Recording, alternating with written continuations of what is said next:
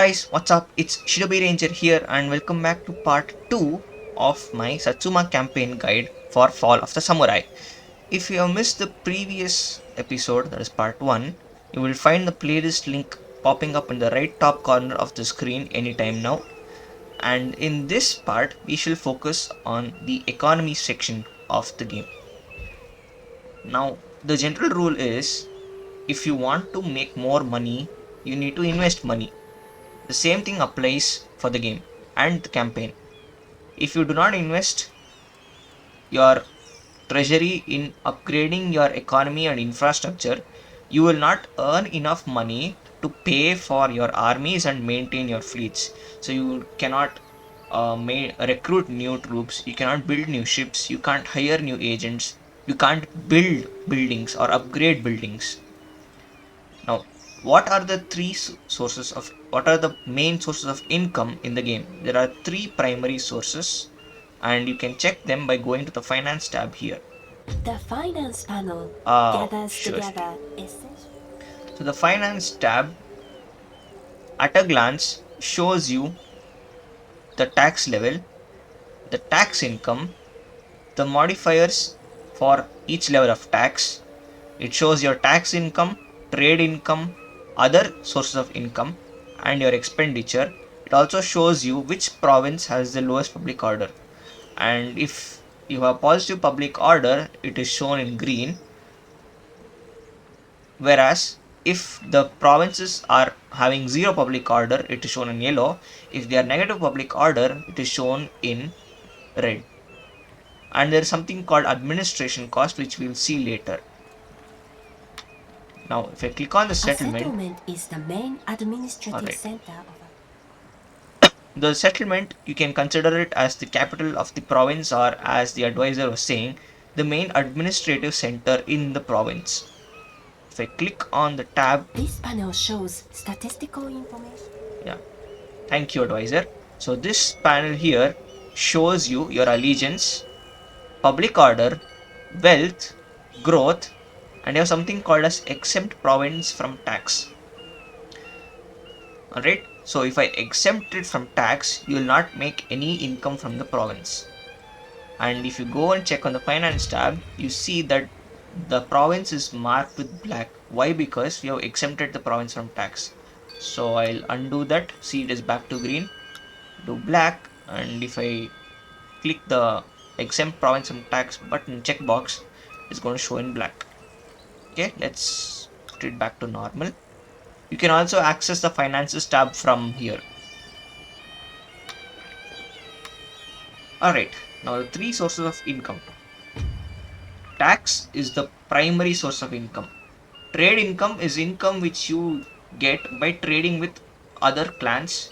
You either trade for their resources and import them, or you trade away your resources and receive payment for whatever you're giving away. Other income can be some sort of diplomatic income, such as for peace treaties or military access or alliance or gifts, or it can be uh, payments from your vassal clans. Tax is the primary source, so it needs a bit of detailed explanation. We'll cover that later. First, we'll deal with trade income and other sources of income. So if you go to diplomacy here, In order to construct a proposal, alright, 1 second guys, I will shut the advisor out.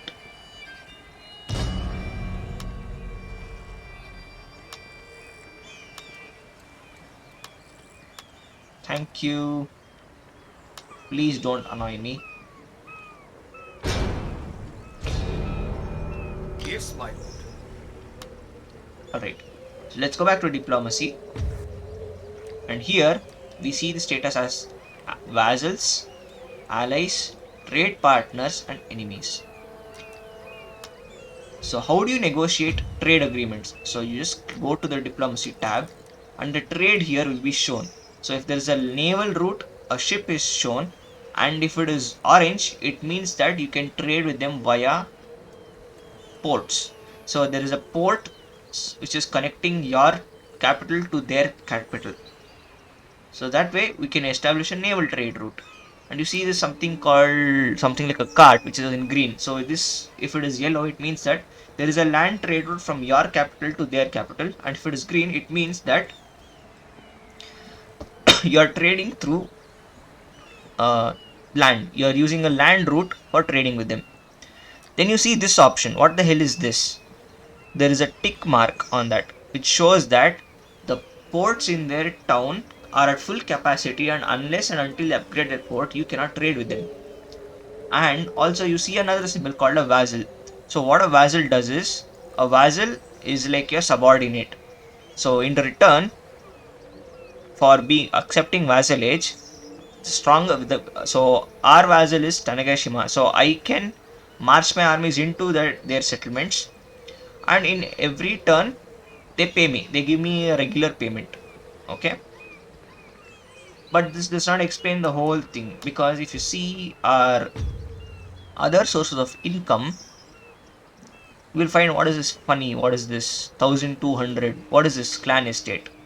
So this clan estate is nothing but the members of the clan, so the daimyo, his family, have land from which they are getting money. So they have farms, orchards, something like that, which gives them money, and that purse of their personal cash is adding to our clan income.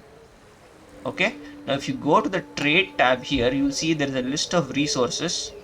So it shows what we are importing, what have been acquired, not acquired. It shows the value per unit for the resource. If you hover over it, you can see what is the resource, what does it do, and what is its value.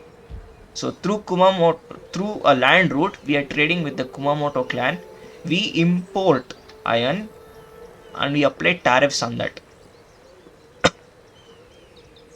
So any resources which we sell at 100% will be sold out. The remaining things we will sell it or distribute it amongst our own faction, and we will get some money from that. And it shows the total value of exports. So this is added to our income per turn.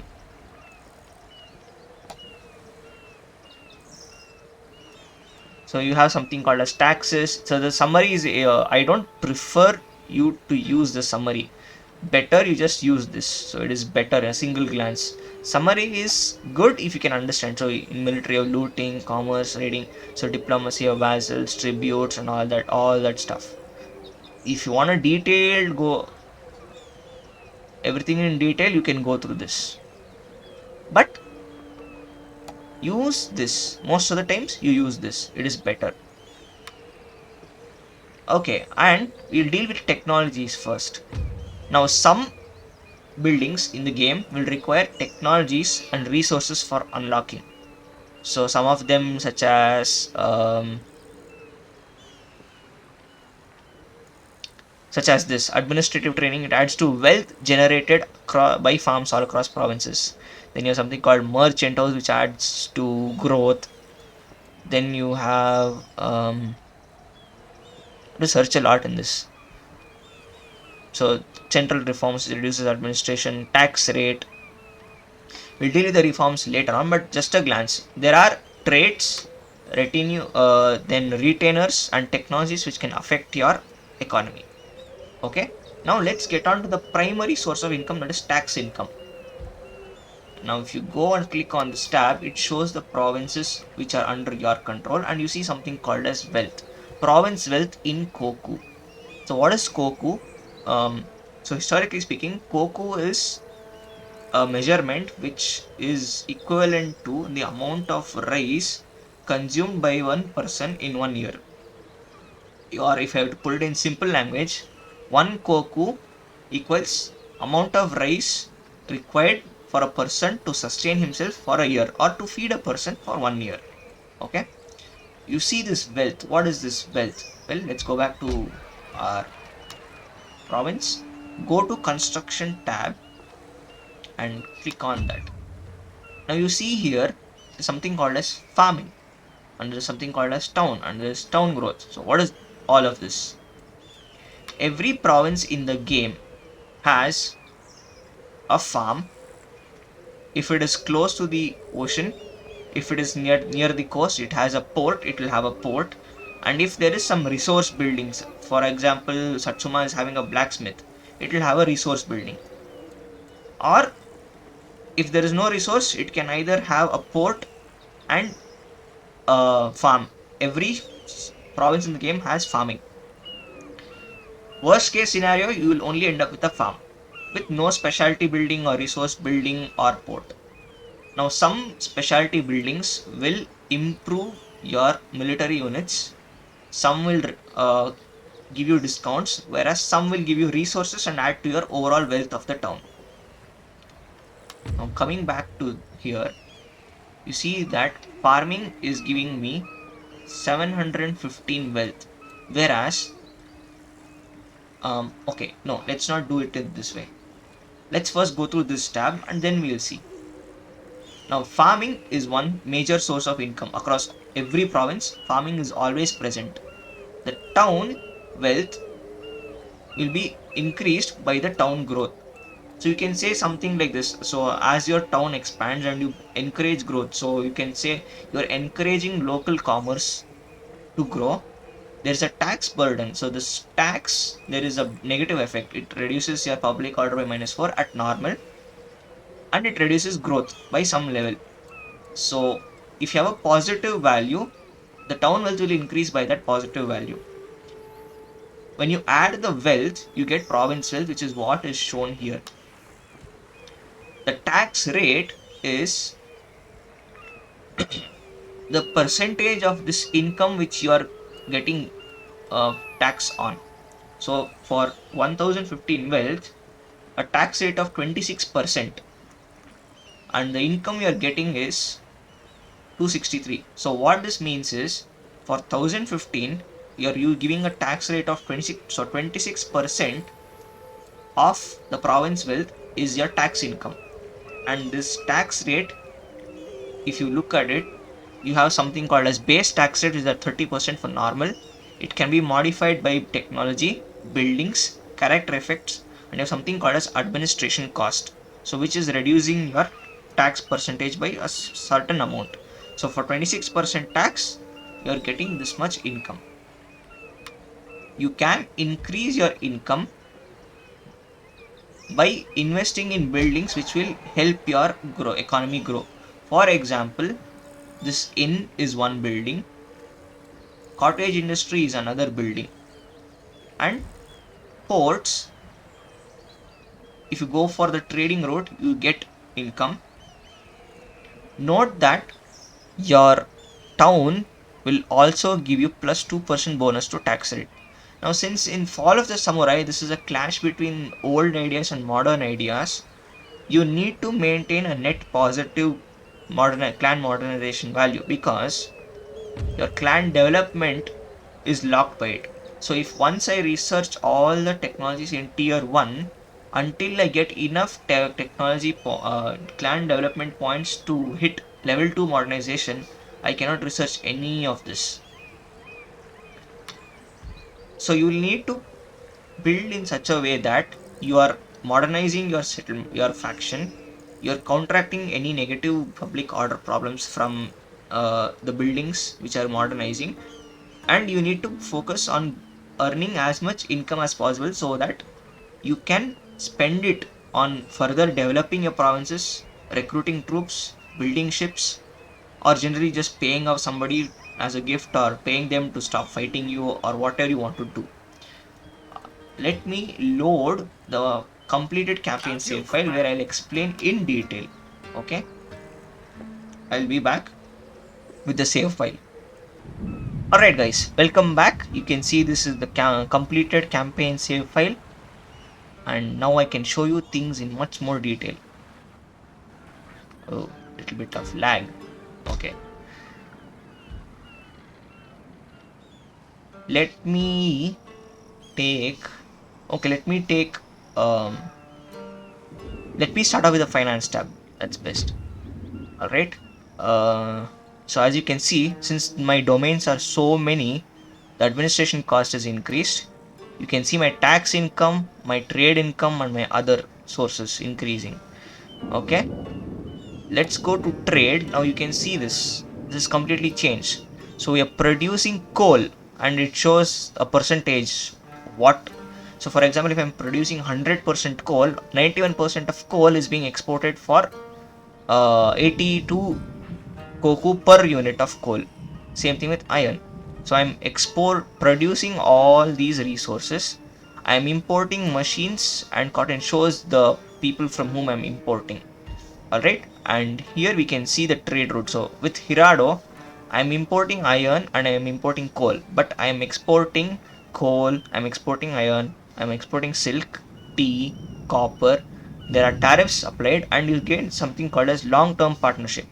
So as you trade for a longer duration with the faction, they start to see you as a valuable business partner and you get a bonus. So that is called long-term partnership. And you can see this long list of people who are trading with me. And whatever I do not sell off, I can convert it into income. And this is added to my treasury. Okay, now let's take Hyuga as an example. Alright, here we go. I have come to the max level of fields, which I'll get on to later. So I am at development level 4 and I have researched some technologies which will give me economic advantages. I will not go into depth on that. Now, Hyuga has a port and it has a resource in the form of tea exporter. So in Hyuga's case, the tea exporter gives me 60 bales of tea, which is a resource I can use for trading. It adds 1000 wealth directly to wealth generated from trade by the province. It adds 2 plus 2 to per turn town growth from trade within the province. It gives me plus 3 modernization, but it gives me minus 2 happiness from modernization. And here I have a trading port. So what does the trading port do? So it gives me plus 700 wealth. You can read the effects here. And I have something known as Zaibatsu fields, and you can see a tool just below the Zaibatsu field. You can see something called as barren soil. So what the hell does that do? Let's go to the economy part of the tab. Okay, so here you can see 1800 is what I'm making. Now why is that? If you go on hover, you see that there is something called as 1.x base value of farming income. So what this says is, since the soil in this province is not very suitable for growing crops, you cannot get any bonuses to your your income from farms.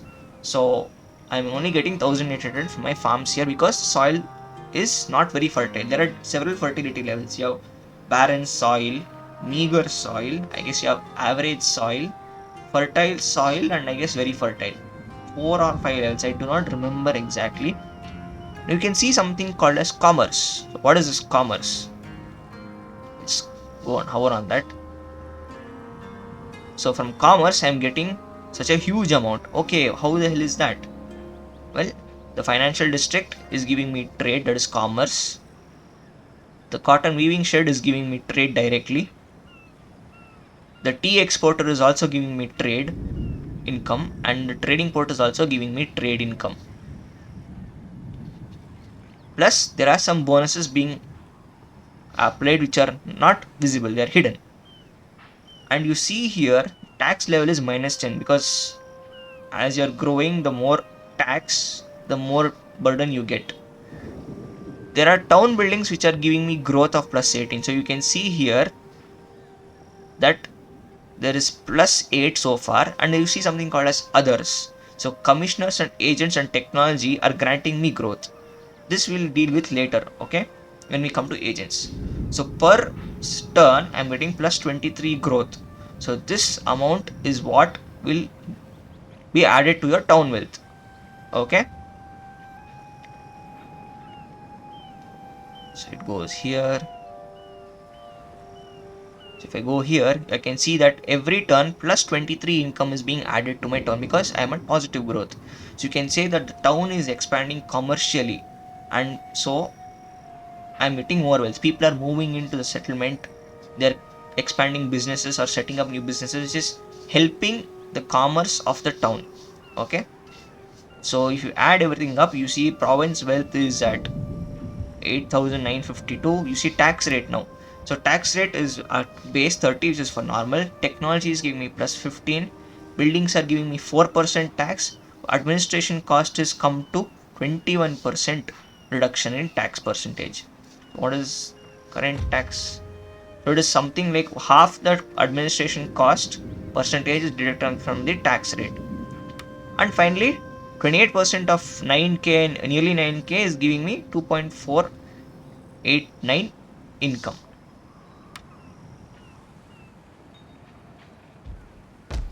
If you go to Satsuma, you see the farming value is increased.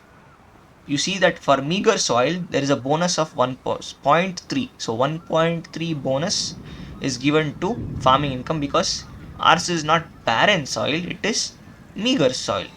Compared to barren, meager is a bit better. Now let's go to another province which has very high fertility. For example, let's go to Kumamoto. So here you can see mining. So what is mining? The resource. So here you can see in the resource section, we are getting plus 540 to wealth generated by mines in the province. It is giving me 30 tons of iron for trade, increases town growth, reduces artillery recruitment cost in this province by 15%, and this is a global bonus of minus 5% artillery cost recruitment. Okay. Now if you see farming, it is at very fertile soil. So Higo has very fertile soil, and 3 times of what is the base value. The base value is 1800, so 3 times, that is 5.4 thousand, is what the farming wealth is generated. Commerce is through the port. Here the port is a military port. It will not contribute much, but it will just add to growth and it will give plus 180 trade value. Okay, then we have the fields. We have cotton weaving shed here, financial district, which is giving me growth, 1 happiness and some wealth to trade, and our settlement is giving plus 4% bonus to tax. So as you upgrade your settlement, you are adding plus 2% tax for the province, for every province. So if you upgrade Higo 2 times, you are adding 2% of tax. And if I upgrade it again, it will give me 6% bonus. But it will reduce happiness, it increases modernization. So Higo has a wealth of 10,000 and something. So 28% of that is giving me 2,787. Okay. Now there are a couple of resources which will give you a lot of money. Example, gold. Alright. Let me building here. Alright. Gold and silver. Here we go. Okay, let me go here. So Iwami has gold, which is directly giving me 2,000 wealth from mines.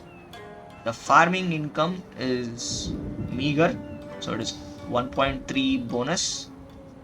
I click on that, you can see farming is giving 1.3, mining is giving me 2,000, commerce is giving me 3,412. The town is growing, so it is giving me wealth.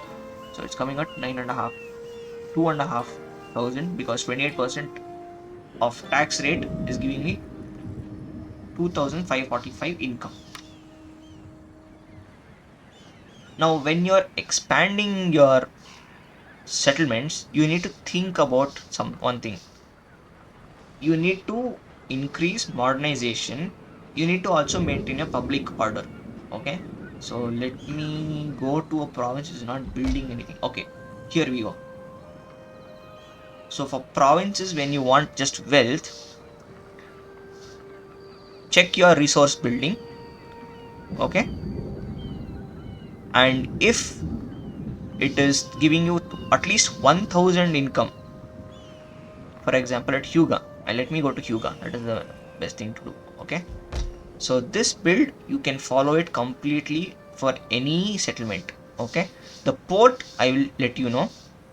Okay, if you just right click, it will take you to the encyclopedia. You can also access the encyclopedia from here. Okay, better you do it from here. So go to Fall of the Samurai buildings.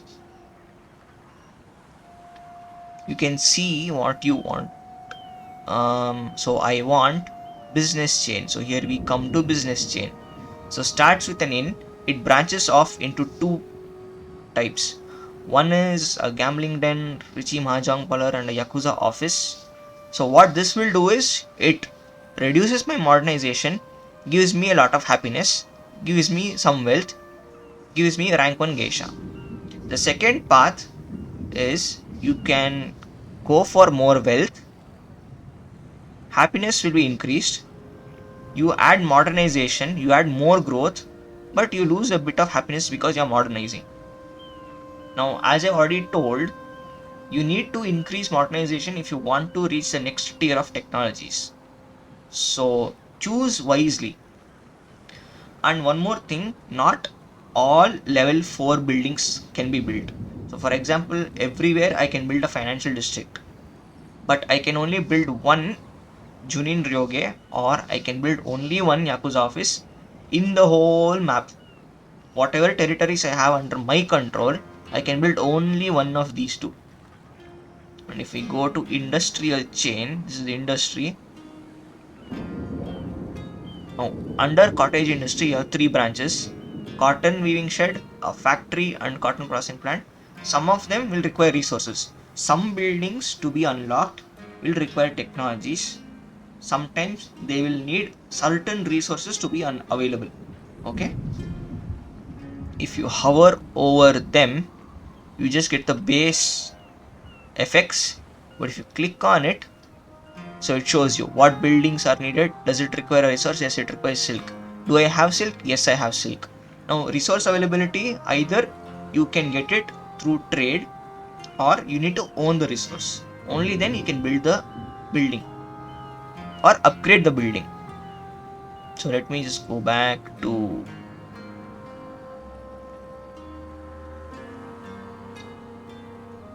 Fall of the Samurai buildings. Oh, come on. Okay, here we go.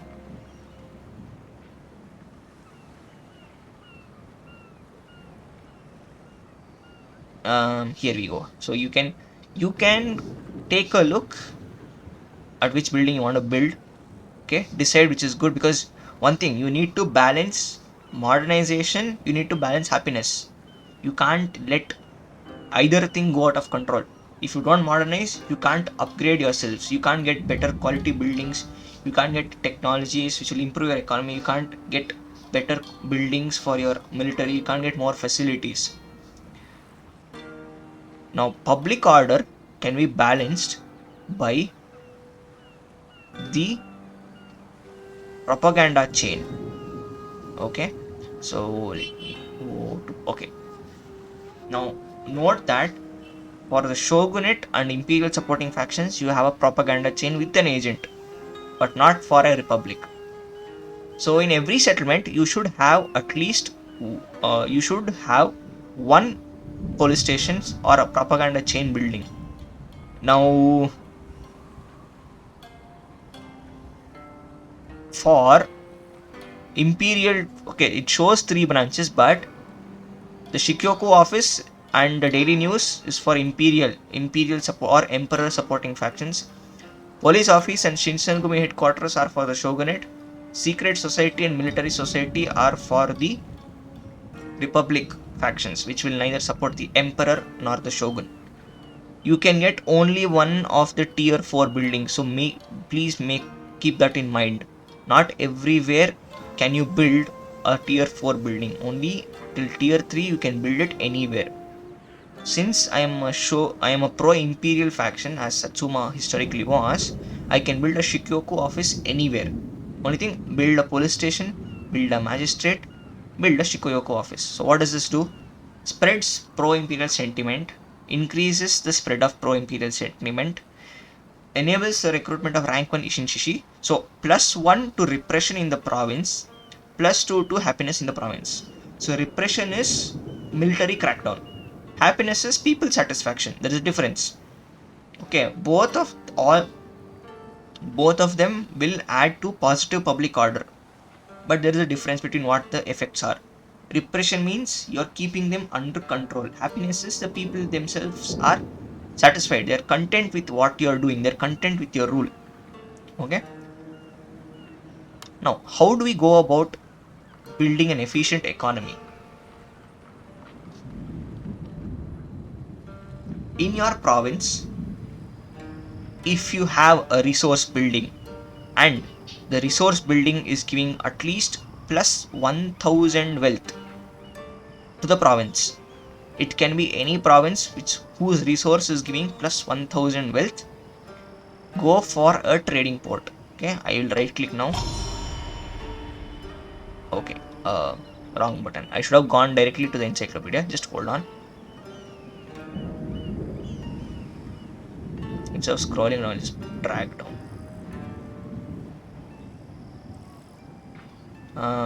Smuggling, railway, coal, clay, port. Okay, port. There are two types of ports. One is a military port and a trading port. You can get either an American trading district or a British trading district. You cannot get a French trading district because the emperor is aligned with the British. The shogunate is aligned with the French. Okay.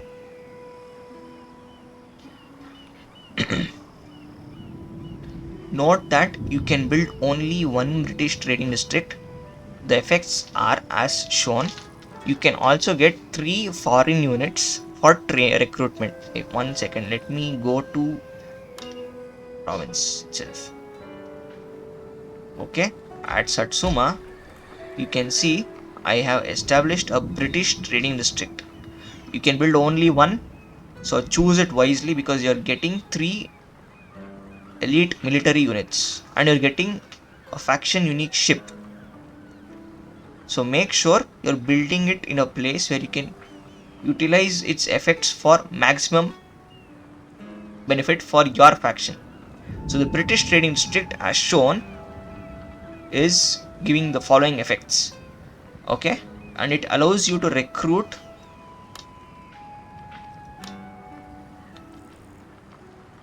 Royal Marines. You can get only 3 units.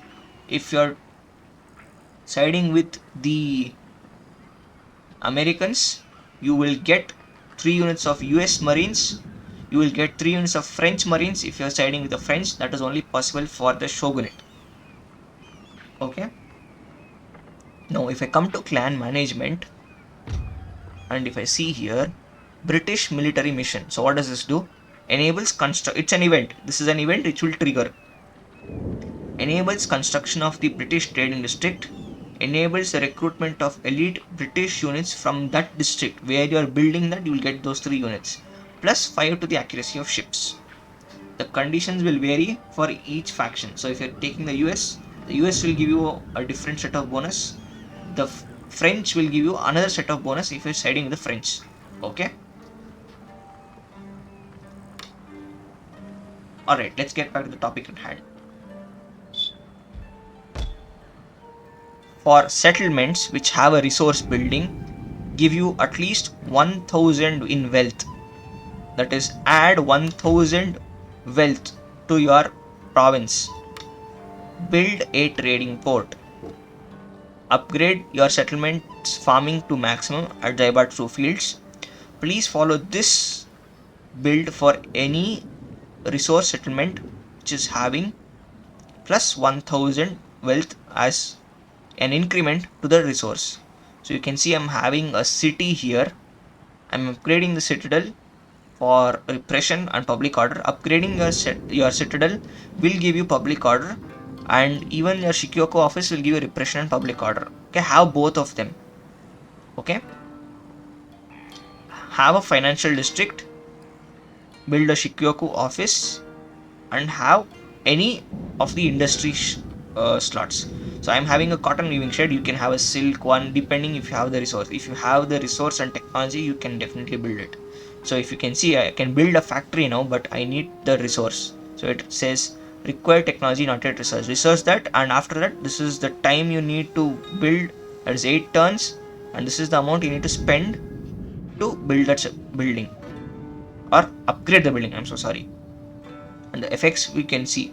So this is the current effects. You hover down and you see, okay, there is a difference. Alright, now for settlements which do not give you any bonuses, such as province wealth or anything, they don't increase anything in any way. So example, pottery is here. So they are not giving me much wealth. They're giving me 600, but I said at least 1000 wealth. Okay, you can build a military port. So where is Osumi? Osumi is here.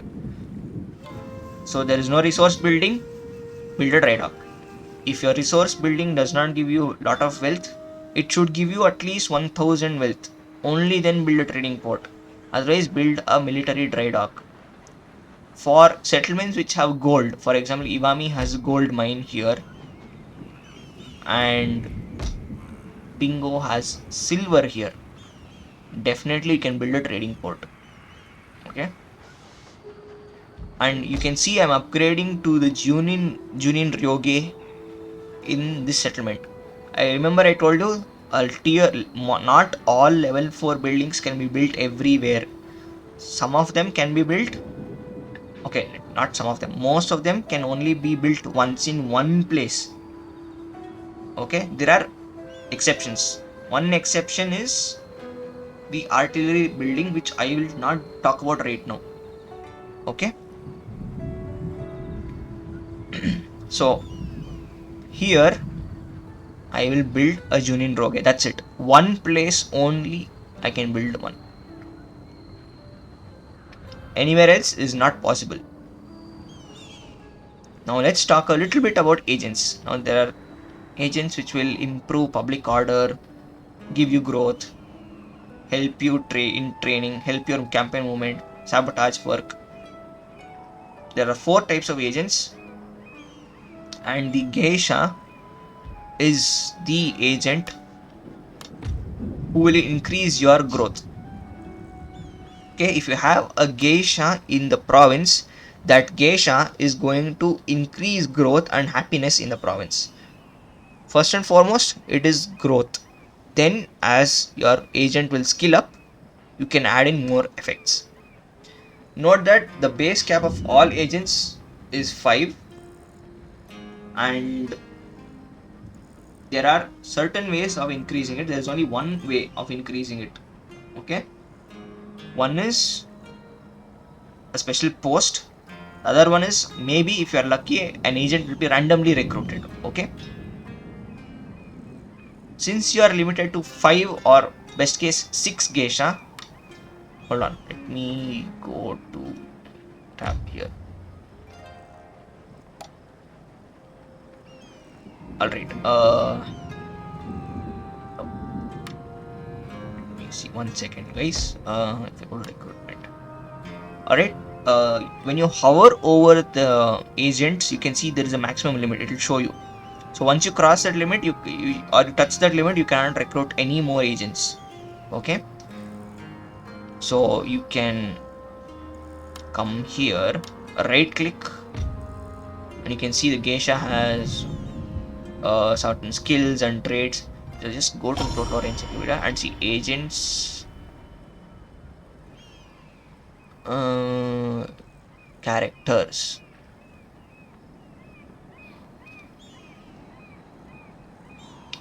No.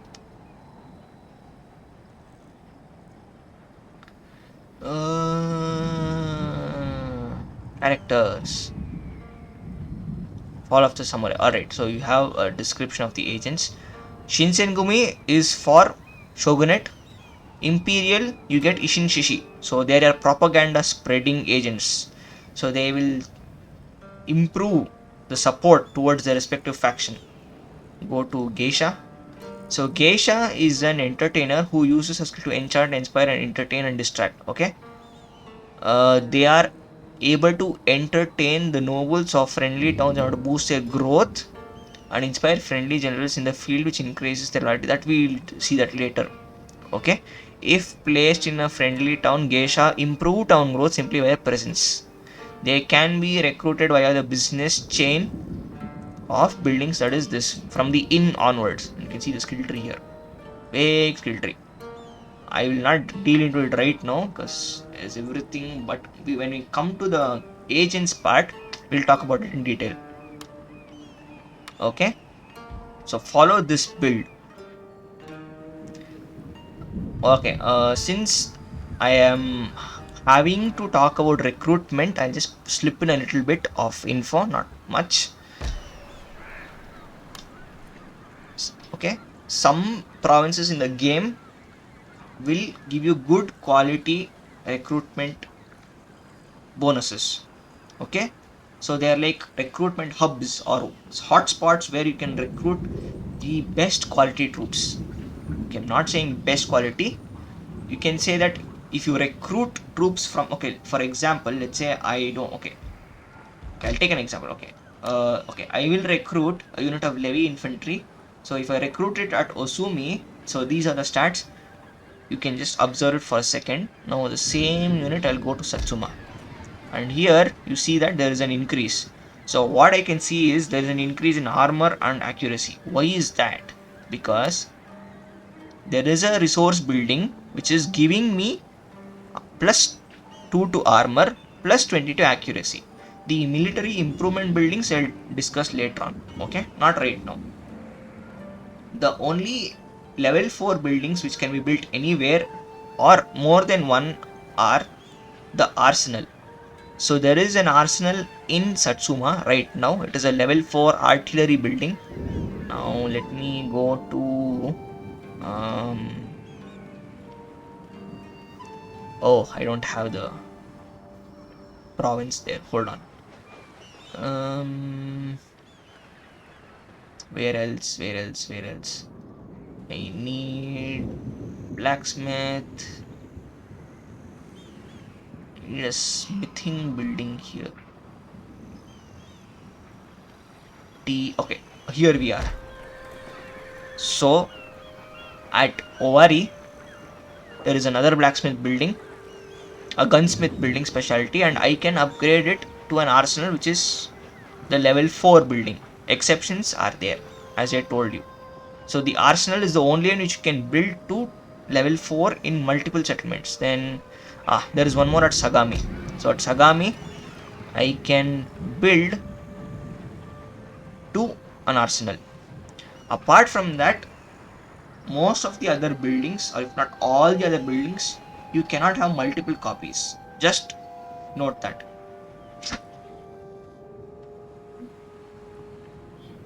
Okay, what's next? Right, let me search for a province which has fertile soil instead of very fertile soil. Hold on, what is this? Meager. Buzen. Meager. Sukushi. Oh, I can't see that because it's not in my territory. Okay, very fertile. Very fertile. Ugh.